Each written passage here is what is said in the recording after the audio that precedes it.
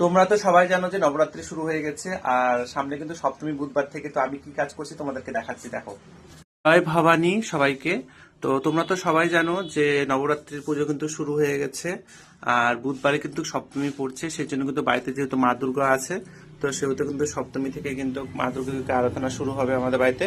সেজন্য দেখো আমি সকাল সকাল ঠাকুর ঘরে এসে এই ফটোগুলো নোংরা হয়েছিল, এগুলোকে পরিষ্কার করলাম, ধুয়ে মুছে। এগুলো ফটো, মা কালীর ফটো, মা কামাখার ফটোগুলো নোংরা হয়েছিল, এগুলোকে একদম ধুয়ে মুছে পরিষ্কার করলাম। মালাটালা এখন খড়গটাকে পরিষ্কার করব, করে দিয়ে তারপরে কিন্তু সপ্তমী থেকে মায়ের কিন্তু এখান থেকে এই ঘটে, এই ঘট আমরা চেঞ্জ করি না, কারণ দুর্গাপূজার সময় কিন্তু এই ঘট ভরা হয়, বসানো হয় মাদের বাবাদের সবার কিন্তু একসাথে।